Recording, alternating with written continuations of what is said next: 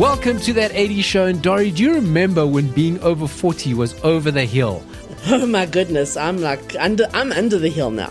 I'm like beyond. Remember that thing? Over, and then I'm like your parents thought they were so funny with their mates. They go, ha, you're 40, you're over the hill. It's like, it's not old. What's going on?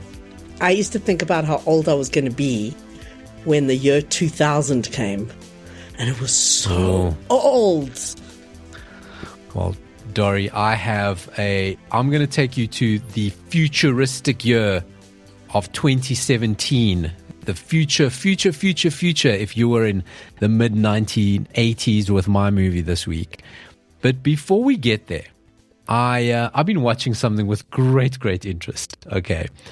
Donald Trump said to George Michael, I don't want your Freedom 250. Have you heard anything about the Freedom 250 celebration concerts? No. Well, okay, right. So Donald Trump, or America, let's put it as America. America is turning 250 years old, and they are doing a whole bunch of celebrations. And one of the celebrations was the Freedom 250 series of concerts. And there's a whole bunch of these things going on. And it's called the Great American State Fair. It's organized in Washington, the 250th anniversary of the United States. And it's themed around nostalgia, including I Love the 80s and I Love the 90s shows. So very good for America. You're going to celebrate your birthday. You're going to celebrate with the 80s, as we've all done. Well done, America. Now, Dory, when you're America, it's your big birthday. Who are you going to book? Who do you think, we're America, 80s artists, who can we book? Bruce Springsteen. Okay, right, another one. Who else? We're America. Madonna, Cyndi Lauper, Lionel Richie. Yeah. Right? Yeah. Okay, we're America. They're all alive. We can get Janet Jackson. We're America. Okay. So they didn't quite get Lionel Richie, but they did get the Commodores. They got Bret Michaels, not the whole of Poison, but Poison have had that like kind of Poison perform, and then Bret Michaels performs Poison songs. They're doing that thing. Young MC, he of Buster Move fame, one hit wonder. I mean, okay. I love him. But if you're talking America, biggest 80s artist, Fab Morvan, who's not even American. Okay. No. And no. Okay. CNC and CNC Music Factory. Right? So I'm like, I'd be sufficiently whelmed if that was like an 80s concert at the Sunbet Casino Arena, right? I would be sufficiently whelmed. Right. But as America's 250-year concert anniversary, I mean, okay. So that's kind of our first problem. So these concerts are all lined up. They say, great, America, we're going to do America's 250th birthday. Now, all these guys get booked under the ruse that it's non-partisan. It's not going to be political. It's just to celebrate America. Until they start getting abused on social media. Because that was not the fact. Ooh. So here's what would be the giveaway. Is Kid Rock the stage manager? There you go. So Kid Rock does not make an appearance in the story. But these guys figure they smell a rat when they start getting abused on social media for supporting Donald Trump's rally. And they're going, what is going on? We're told this is non-partisan. It turns out it's super partisan. It's all part of Donald Trump's election campaign. It's going to be mega city. The first person to get the bulk of the abuse is Bret Michaels of Poison. Now, Bret Michaels plays with a guy called Pete Evek. And Pete Evek has been playing with him. I don't think Pete Evek was part of Poison. He's just a guitarist that he tours with now. Pete Evek posts this on behalf of Bret Michaels.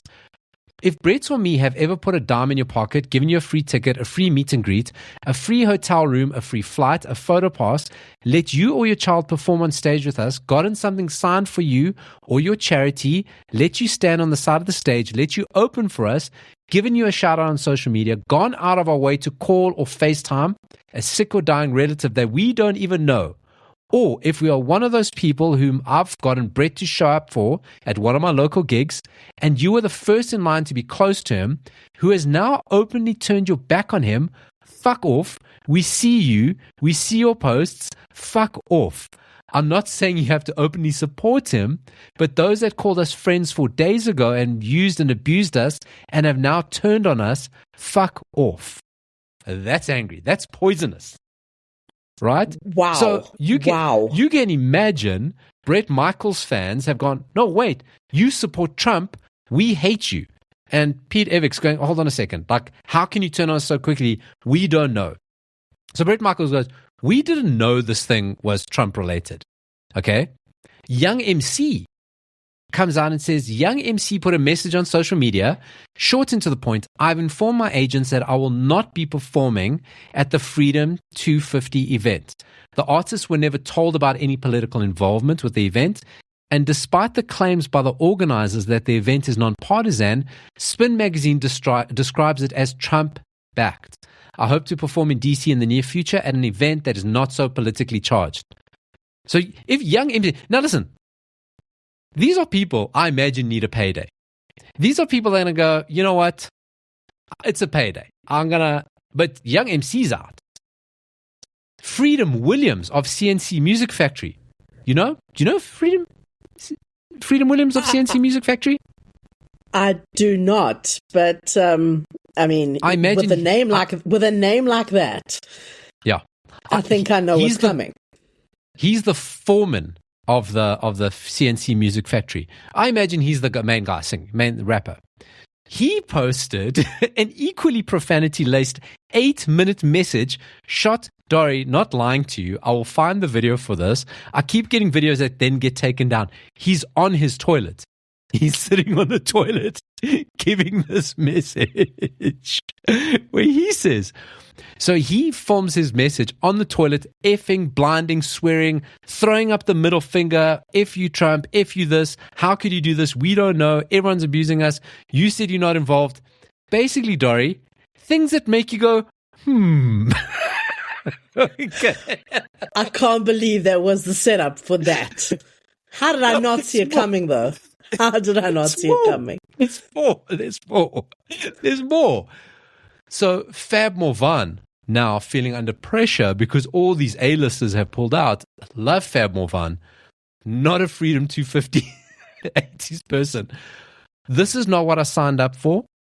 When I saw Young MC pulled out, I was like, well, that's weird.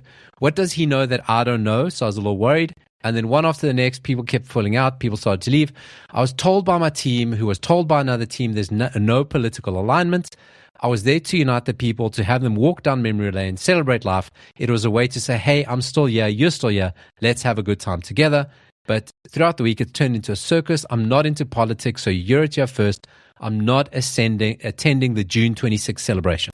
So he was booked for the June 26th event. So Fab Morvan's out. Okay. Girl, you know it's true, Dory.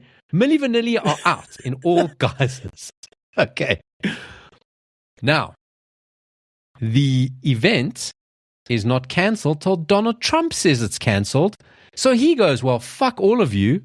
On Truth, he posts, we don't want singers with no talent, but big fees to put you to sleep. We've told them all to stay home. All we want is you, me, a few speakers, and the greatest music ever played, the same music you have listened to for years. Okay. He ended his statement by saying, now he named some other artists I've never heard of, by saying these artists, Greenwood, Macho, and the various armed forces music acts would be followed by a fine and highly dignified gentleman known as President Donald J. Trump. Didn't want you anyway. You're talentless. Big fees, no one wants to see you putting people to sleep. I'm there. Right. So the whole thing's a farce story. Oh my God. But hang on, you said this was June. Was this supposed to have happened in June? It's a month-long event. So it's a month-long series, all culminating in July, Independence Day, July the 4th. And there's been events on and off. So I think the kickoff was, I'm sure you saw the UFC fight at the White House. That was kind of like the start of it. And then there's been a series of gigs booked. Right. And then one by one, as people find out it's actually a Trump rally and politically aligned, they're out of it. Okay? Okay, so where is Trump's friend Kid Rock when he needs him? Where is he? Well, we don't know from Kid Rock, but there's still one artist story. One artist who has still not pulled out. Okay? Oh, God. He's still in, despite the fact that one of his gigs got cancelled due to inclement weather, even though the gig was at an indoor venue. Okay. He has still not pulled out. Here's what he says. I'd go play. It's not a big thing. You play for your fans. You know, we don't get to pick our fans. They pick us. And I'll go play for Putin, and I'll play in Iran if you want. It don't matter. I'm from the 80s and 90s. We don't take all this mess so serious. We had fanny packs and ripped our back seats out and put in subwoofers. Come on, man. This is a celebration of America 250, the birthday of our country that we were born in. Right? Now, some load of things there. I'll go play for Putin and I'll play in Iran if I want. We had fanny packs. Come on, man. Now. I mean, a lot of them still do have fanny packs. Yes. The esteemed... Now, this person has not pulled out. His gig has been cancelled. Donald Trump says, I don't want you. He still has not officially pulled out as of time of recording. Based on the honorable roll call. I love all of those. Those are some of my most playlisted, highly rotated artists. They are not celebration of 250 years of American music artists. Who do you think said that? And it's not Corey Feldman. I need a clue. Come on, man. I need a clue. You got to give me a clue. Dory, he said, stop. We got to collaborate. And we got to listen. Oh, my God. I was... Vanilla Ice. Because I was actually thinking, like, it wouldn't be MC Hammer, but I was like thinking in that realm. Good era, good realm, Dory. I mean, MC Hammer, they call him the Black Vanilla Ice. They call Vanilla Ice the White MC Hammer. They were the yin and yang of late 80s, early 90s. He's sticking in there. He'll go play for Putin in Iran. So he'll go to the opening of an envelope. Got it. Yeah, I expect him and Kid Rock to do a duet. Vanilla Ice, he just come on and enjoy the dancing. That's what I imagine him to say. What a mess, Story. What a fucking mess. Jeez. Now, I want to jump onto the next thing. I got to tell you, Dory and I, we've been busy. We've kind of changed the rollout of the show. We only do every 2 weeks. Surprisingly, by doing a show every 2 weeks, we're more popular. Who knew? Less of us, people want more. So, I mean, and we're kind of let them miss you. Let them miss you. Yes. Make them miss leave them. Leave them wanting more. Leave them wanting exactly. more. That's the moral of the story. So we're kind of like, we're recording this as it stands. It's 6:30 in the evening. We've both had a full work day from early in the morning. And we're like, okay, look, best intentions. We've got to do the show tomorrow. Let's see what our energy levels are like. So I sent Dory something and I said, you know what? Guaranteed, we will want to talk about this. So promptly, energy levels elevated. Now, back in the 80s, divorce, I'm not a child of divorce. You're not a child of divorce, right? No. Back in the 80s, divorce it wasn't too big in South Africa quite yet, but it started becoming a big thing in all the TV shows we watched, right? It wasn't that divorce suddenly became legal, but the framework for getting divorced became, you didn't have to prove abuse or neglect or adultery or anything. It just became, break down a marriage. So it became easier to get divorced. And so we started seeing a lot of divorce pop up in all the sitcoms we watched. Every single sitcom we watched, there was a divorced character, divorced kid, divorce. There was a divorce. Divorce was a thing. We're like, wow, divorce. Okay? It was like being at an Afrikaans butcher on a Saturday. Divorce. Divorce was everywhere. Now, you had to help people cope with this. And Dory and I stumbled upon a thing of, Dory, describe it. I mean, what we're going to do, we're going to play it for you. We're going to play the audio, right? And we'll stop at certain points to describe visually what we're seeing. You can go into the show notes right now. The clip is there. You might want to watch it. We're going to play bits of it, describe it, because we're going to picture of the mind, theater of the mind. No, I do recommend watching it. Press pause on the podcast now and go and watch it. No, nothing on this earth can describe it unless you've seen it. With AI now, we see like a lot of shit. Like we see weird amalgamations, whatever. I checked this wasn't AI. This is legit fucking state of the 80s. This exists. I have a question about it, though. I have a question. Oh, yes. Was that Indeed. the entire thing? Because it felt like it ended extremely abruptly. Dory, you are very observant. Because there is actually, we're going to go through the 2.5-minute version. There is actually a 31-minute Holy! Oh my God. Okay. There is a 31-minute long version of this thing, okay? Which, that's insane. I'm going to click play. We're going to, like I say, we're going to stop at certain points. Dory and I are going to watch it together. And here we go, and we'll describe who you are seeing. So we open up. It's an open screen. Oh, come on. They have to recognize the voice. You're going to recognize the voice. You'll recognize the voice. It's written when mom and dad break up, but an adult's trying to write like a child. That's what it looks like on your opening screen as we press play. This is when mom and dad break up. My name is Alan Thicke. On TV, I play a father. In real life, I am a father. This video, when your mom and dad break up, is made for you. So even though an older person brought it home for you to look at, you may want to watch the video by yourself. Well, that's up to you. And you can ask them to leave if you want to. No. Look who's that. It's a man in a sweater. He's standing in front of books, encyclopedias, and then he moves over. We've heard what he has to say. Yeah, go on, beat it. Now mind your manners. Hold on a second. There's now a squeaky voice. Now, from your childhood, you go, I know that voice from somewhere. It is the two people that are involved in this so far that we have seen is Alan Thicke, he of Family Ties or Family Matters, Dory. I never fucking... No, Growing Pains. Growing Pains. So Alan Thicke, him of very thick hair, him of being Robin's dad. And Orko. Yes. Orko. Okay. The He-Man's Orko. This is who is now telling kids and helping them navigate their parents' divorce. And I'm guessing, I'm going to take a wild guess that you found this because of your Google alert on He-Man. Dory, this YouTube channel is called Found Footage Fest. And it's an archive of lost media. And it's full of shit like this. It's what a discovery. It's what a discovery. We press play and we continue. That's Orko, my show-off assistant. There is a better way to ask than that. There is? There is. How? Orko. Bye.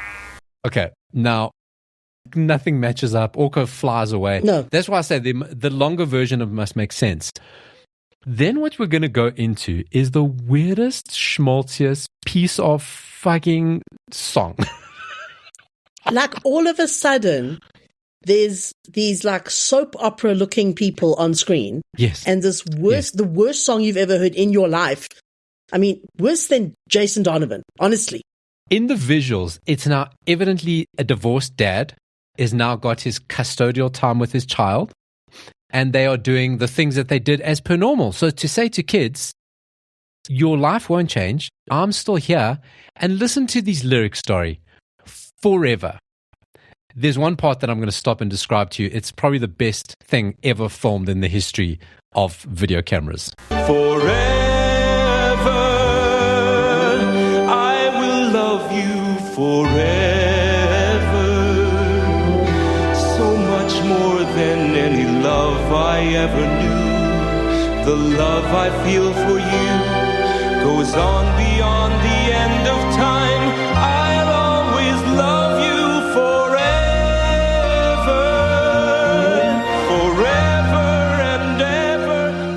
We pause there. Now, in that little vignette montage, dad and kid, a son and a daughter, they're baking. Dad's being silly, putting the cake mix on the kid, puts his face in the cake mix, fixing a bike, being licked by a dog, tickles. I found it a bit disturbing. I did, because I don't want to be a dick, but it looks like the father's been living in a car. He's not landed on his feet yet. Okay. He lives in a car down the street.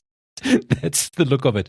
Now, towards the end there, where he's going forever and ever and ever, he's staring out the window, which means at some point he's been in the house. Okay. Then the best thing happens here. You're going to hear a female voice, and she shows up as a little inset on the other side of the window with like soft focus porn style.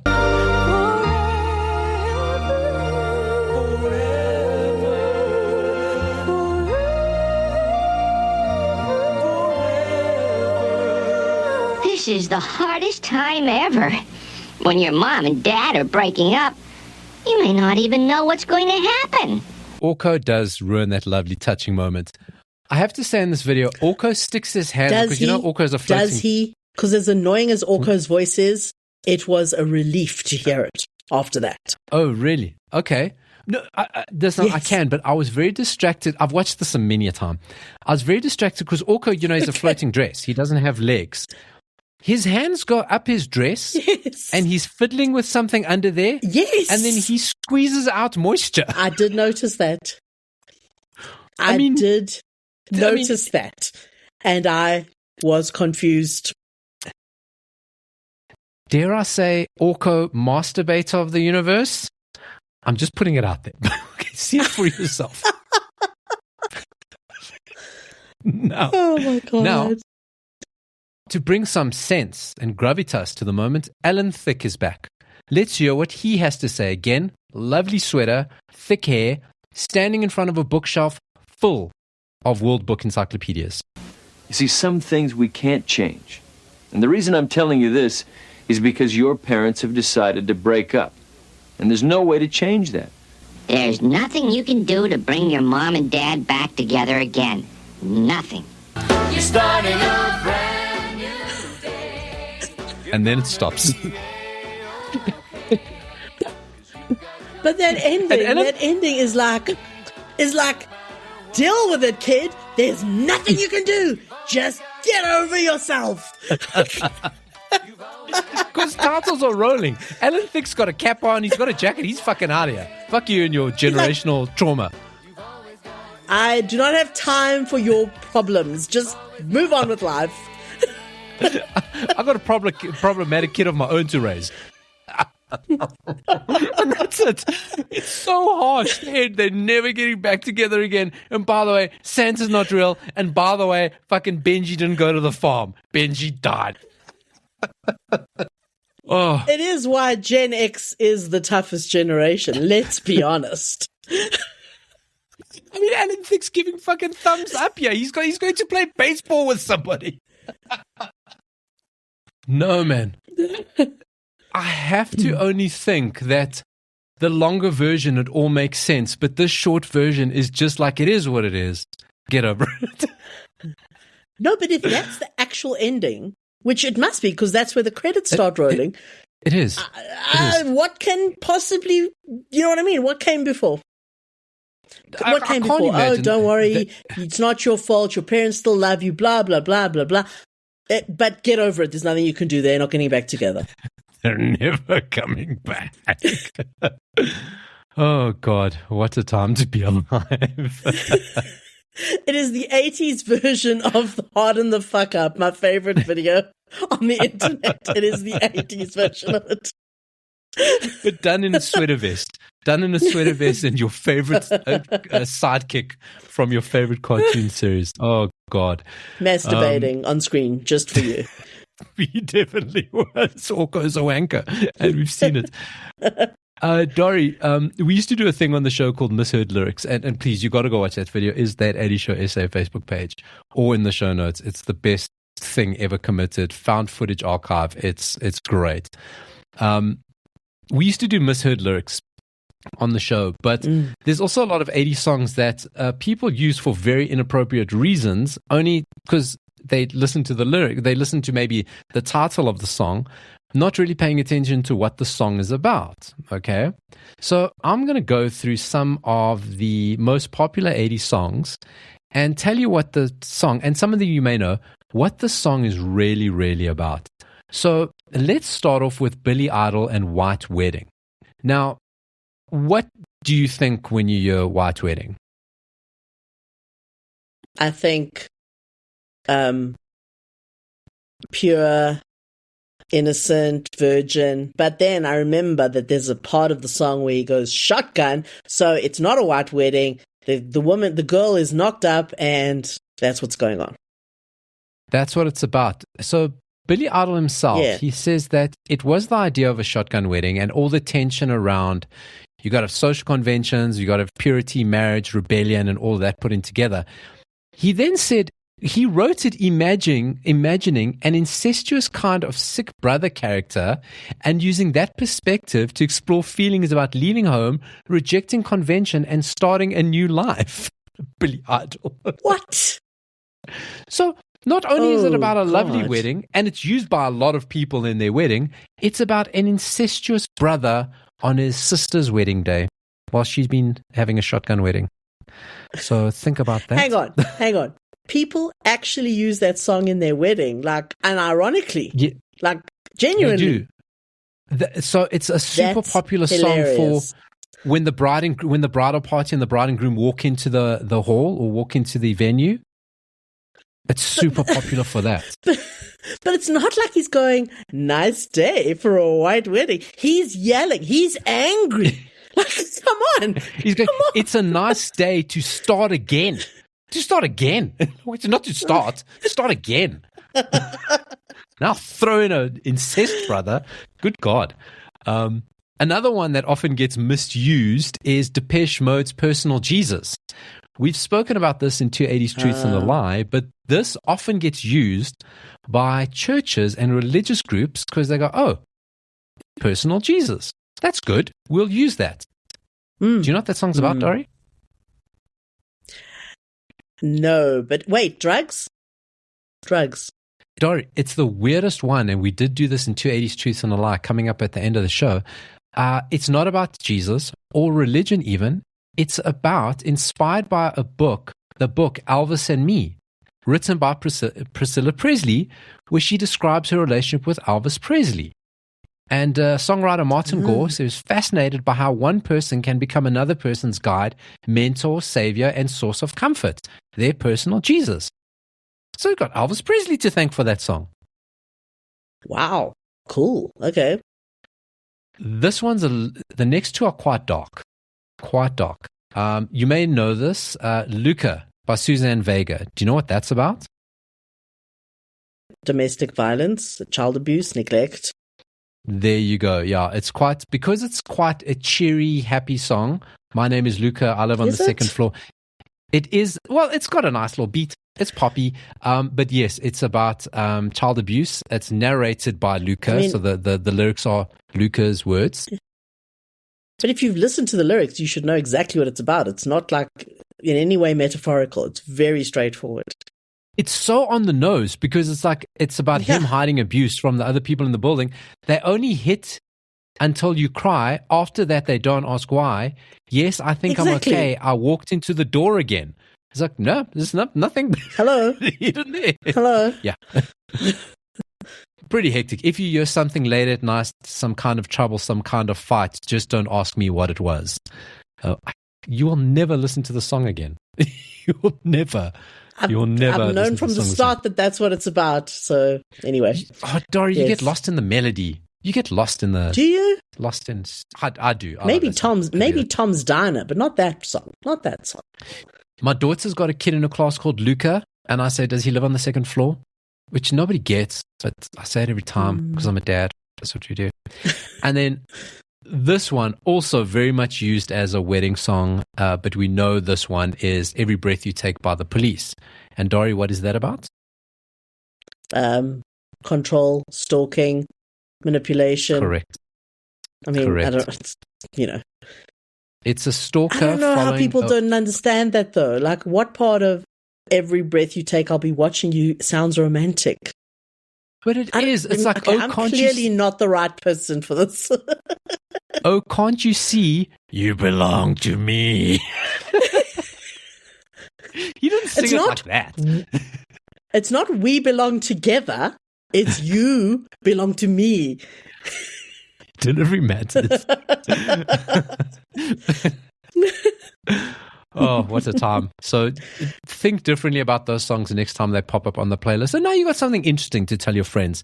Say, hey, what nice day for a white wedding, nice day to check out your sister on her wedding day. Is it like people who think that OMD's Enola Gay is about a lady named Enola Gay? It's about a bomb, Dory. It's about a big bomb. It's historical. It's historical, that song's fantastic. Oh, while we're talking about it, I want to bring it to the table one day. We're talking about one-hit wonders. We know Nina, 99 Red Balloons, Nonne Noch en Luftballonen. Yeah. Yeah. Have we ever spoken about their other songs? Nina's other songs? Other songs? Exactly, Dory. Oh, my God. the world of Nina's other songs. What a world to behold. What a special place. I'm going to bring those to you in the next episode. What I brought to you in the last episode was I let you pick the movie I'm going to recommend this week. If you will recall, I gave you a handful of movies that I've kind of like put on my watch list on Amazon. All 80s movies, all bizarre. And you picked one. And I watched it. And I'm going to précis this by, as I talk to you about this movie, it falls very much in the category, I can't believe it's not porn. Some of the things I'm going to tell you. Okay. So the movie I watched was called Cherry 2000, which is very good because a man travels from the 80s to 2017 to get his cherry. Goes to the 2000s to get his cherry. Now, we're in 1984, so 2017 is very futuristic and very far away. So the movie is set in 1984. Sorry, the movie set in 2017 was made in 1984. And there is a yuppie, Sam Treadwell, who looks like Don Johnson from Temu. He's like got all the things. He looks like Ron Johnson and more of that sort of name later. Okay. He's very happy. He lives the yuppie life and he's got this doting girlfriend. When he gets home, this girlfriend's so fantastic. She's great. She makes him this fantastic meal she's been slaving over all day, a hamburger. That's the height of fine dining in the year 2017. She loves him. She's so committed. She's gorgeous. And they start messing around and she short circuits. Cherry is a robot. She's not a human. I could now talk to you about this age of AI that we're in, and people are progressively and more increasingly getting AI girlfriends and building up relationships with AI people, Dory. This is a conversation we could have that this movie uncovers. You mean an intellectual conversation? Oh, well, Dory, this movie also, we could open up and explore a theme about how birth rates are falling in places like South Korea and Japan as men just prefer to have robots and AI companions. We could use this to have a conversation about the loneliness epidemic, Dory, amongst young men who are so isolated from human contact. But what do you think we'll do, Dory? We will not. We will do none of the above. We will talk about all the boobs, right? Are you going to talk about the boobs? And the grandest boob, Dory. The grandest boob scene I've ever seen. This movie's opening scene, I swear to God, it's shot through it's super red and black, and it's shot through these blinds, and you see actually looks like Melanie Griffith's body because she's the big star in this movie, and she is like rubbing her body. Like first you see it through silhouette, and then she's rubbing skin, and it goes. I can't believe it's not porn. Fact number one. Okay, so we start there. Right. So now Cherry is blown up. Where's the warranty? I got to find the warranty. I got to go get Cherry repaired. So he takes her to the computer repair, the robot repairman, and he says, "No, listen, this Cherry's fucked. I don't have the parts. I've got to get this in Brack Pan? He tries to show him other cherries. He goes, look, I've got other cherries here. Okay, but you can choose one, and what we can do is we can take out her memory, and her memory's on this tiny little futuristic CD. You know it's going to be big. CDs. You know it's going to be bigger. Little CDs. So it's like this little CD that's got her memories. So he says we can just take her memory and put it into somebody else. So just come find another cherry. But now they find all the iterations of the cherries. I mean, there's like, it's just a thing, right? And no, none of the cherries are as hot as my cherry. No, I'm not going to take. I'm going to take this little disc. I'm going to go dating. So he goes to this nightclub. Now we're in a world where dating requires legal consent contracts. Again, we could have a conversation about what an interesting concept that is in the modern dating world of getting pre-approved consent. We won't, because the man who does that is one Larry Fishburne. Larry Fishburne, Dory. Any questions about Larry Fishburne? When you say the man who does that, the man who makes the contracts? When you go to a club, there is an assigned man with a computer who writes out the contract. Says, I like that chick, not a cherry. I like that chick. She likes me. Draw up the contract. Now we go off together. Right. The actor, Larry Fishburne. Larry Fishburne, do you have any questions about Larry Fishburne? Lawrence Fishburne? Dory, it's Lawrence Fishburne. So embarrassed was he by this movie. He changed his name going forward. Fuck that. That's Larry Fishburne shit. I know that he used to be credited as Larry Fishburne. I know that. In this one movie. So that's not me. That's Larry. That's my other cousin Larry. I'm Lawrence. So yes, he's the guy who does the contracts.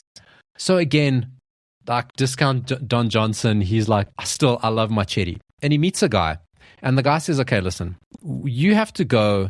Now, this is what I couldn't make out. I don't understand if he goes back in the past or he goes to a wasteland. I think they stay in the same timeline, but it's not super clear.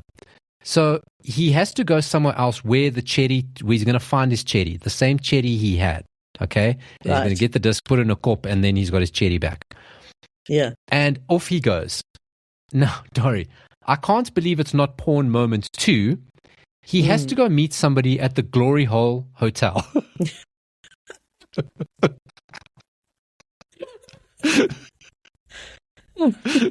Okay. And in the Glory Hole Hotel, he has to find a tracker who's going to help him track down his cherry called Big Johnson. I'm not talking shit. I promise. I promise you. This is all true shit. And now Big Johnson's in the Glory Hole Hotel is gonna help him find his cherry in the desert.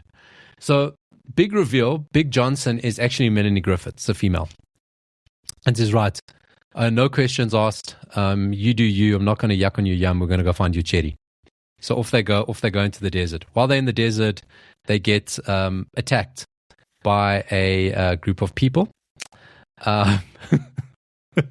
They're looking. So first, random people in the desert. Yes, they're looking for a guy who's going to help them. His name's Six Finger Jake. Okay, but they say we can't help you with Six Finger Jake because Six Finger Jake cut off all his fingers. So now he's just steady stumpy. I was going to ask, is Six Finger Jake because he has 6 fingers in total on both hands, or does he have 6 fingers on one hand? Interesting. Which way would you go? Actually, he's got no fingers, but which way would you go? He's got one hand, because that's funnier. That's funnier because you can. That's what I'd go for. Good. This is a good topic. This is what people are coming for. So while they're in the desert and they realize, no, Six Finger Jake is dead, we're not going to find Six Finger Jake. Dory, they get attacked by a cult in the desert. The cult is called the Swinger. I can't believe it's not porn. The Swinger Cult of Doom. It is a doomsday cult of swingers. Paulo, you had me at Melanie Griffith. I'm going to watch this movie. You don't have to keep convincing me. The leader of the cult is called Lester and played by a guy called Tim Thomason.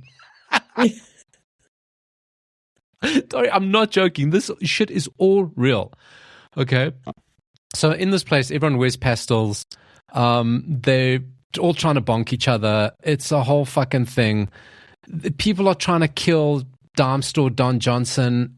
Eventually, they go through their mission and shenanigans, and they reach the robot graveyard of where now there's going to be a cherry there. And he finds a cherry. So now it's a replacement cherry. He's just got to put the disc in her head. And he does it, and he puts in the disc in her head and realizes, he goes, fuck, you're actually quite one-dimensional. You only ever served all my whims. I'm actually in love with Melanie Griffith. I want the Big Johnson. You know? Big Johnson married Don Johnson. They had lovely Johnson children together. I'm actually in love with her because she's a human being, and she challenges me, and she contradicts me, and you just do whatever I want, and I'm kind of not into it. Okay. Can we rewind a touch? You said they went to the robot graveyard. Is this like going to a junkyard to get a replacement hubcap for your car that's flown off when you've driven into a pothole? Because yes. Okay, just clarify. Yes, that's what it is. Listen, it also opens up a whole lot of questions about like robot necrophiliacs. Like, I mean, if you're into bonking robots and you know there's a whole bunch of them, I mean, it's just gross. You know, we were at the Glory Hole Hotel. I mean, it's like, it was in their mind. You know that they thought about this and they decided. I can only describe. Then there's a whole big fight scene. He says, no, fuck you, Chetty. You're actually quite boring. I love Melanie Griffith.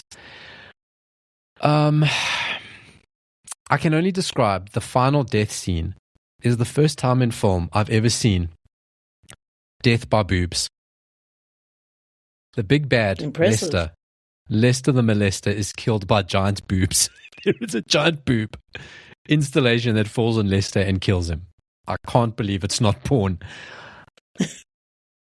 And now, Dori, I'm going to leave you to figure out the final twist of the movie. Melanie Griffith's character, Big Johnson. Is a robot. I'll leave the people hanging.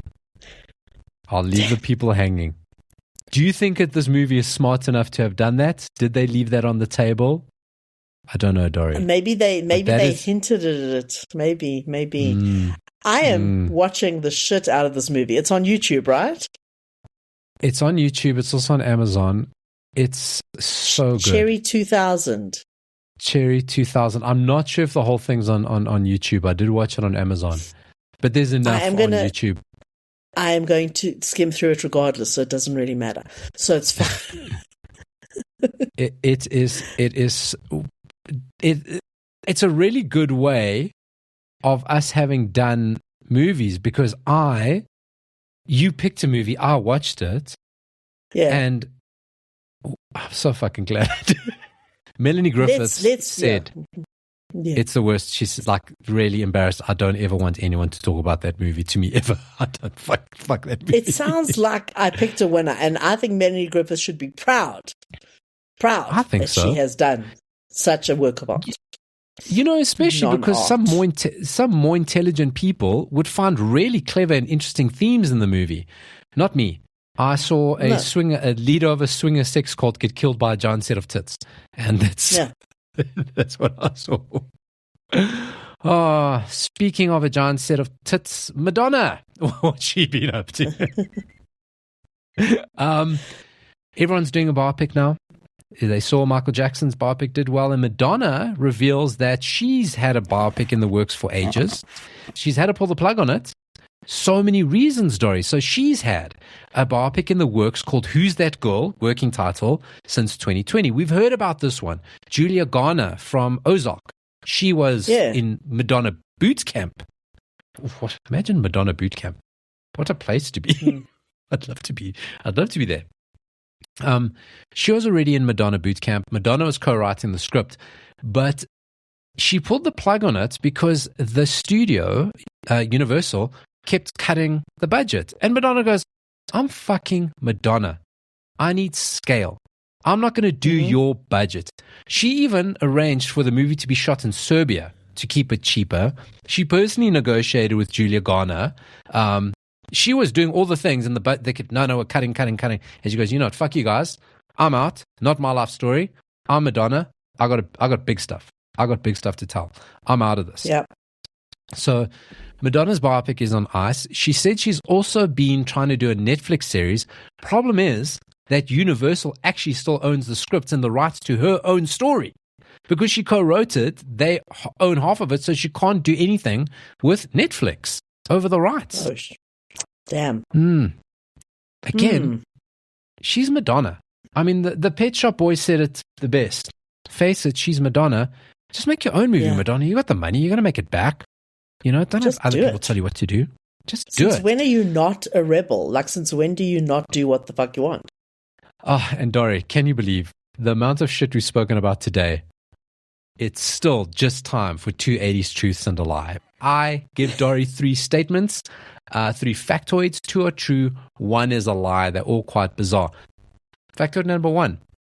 Volkswagen of Austria has released the Golf Falco Edition and the GTI Falco Edition to commemorate the late Austrian singer and his 80s success.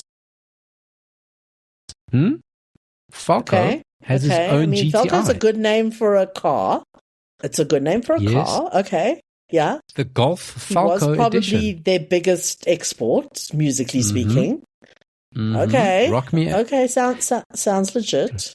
Rock Me Amadeus. One Night in Bangkok was performed by Murray Head, but was written by Tim Rice and Benny and Bjorn from ABBA. One Night in Bangkok. I know that. That. Because it's from the Chess soundtrack. Well done. Dory has spotted out one of the truths. Yes, it was written by Tim Rice and Bjorn and Benny from ABBA. Yes. Now, can you spot the other one? Michael Winslow was the only original actor to voice his character in the Police Academy cartoon series. He also voiced a villain in the RoboCop cartoon series. So you've spotted the one truth. Which of these is true? VW of Austria have released a Falco Edition, GTI and Golf, and Michael Winslow was the only original member of Police Academy to voice his own cartoon character as well as a RoboCop villain. I think the Michael Winslow is true. Michael Winslow's fake. The Falco, in Austria, you can buy yourself a Falco Vrpa GTI. What are we talking about? Rock Me Amadeus. And Dory, you'll be very pleased to know, very, very pleased to know that it comes preloaded with his greatest hits album already on board. Preloaded. Two songs? Three. Okay. Der Kommissar. Did he do Der Kommissar? Did he? He did. He did. Anyway. He did a version of it. And then my actual favorite song of his is Vienna Calling. Actually, I mean, I love Rock Me Amadeus, of course, but I love songs, Vienna Calling is just a pretty song, man.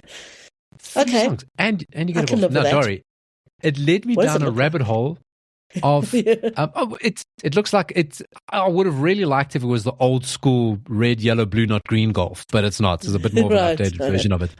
But Dory, it led me down a rabbit hole of which I'm going to regale you with a bit more next week. That in the 80s and 90s, VW often released special commemorative versions of the Golf. They did the Golf Pink Floyd. They did for Bon Jovi. They did for Rolling Stones and for Genesis to commemorate stadium tours of those bands. So in the 80s, you could have driven a Bon Jovi GTI. Bon Jovi GTI. Okay, what made it a Bon Jovi GTI? We'll have to wait until next week to find out. We'll have to wait and see, Dory. We'll have to wait and see. What an adventurous show this has been today. We've dealt with so many topics. Political conversations, Vanilla Ice performing for Putin, how to help children deal with divorce and masturbating He-Man ghosts. And I recommended a movie that I promise you is not porn. What a week, Dory. Were we sufficiently energetic? I think so. Yeah, I think our energy was pretty good, considering that I'm on no sleep during the World Cup. I'm watching the 2 o'clock games. I'm on no sleep. Thanks for joining me, Dory. Goodbye. Bye.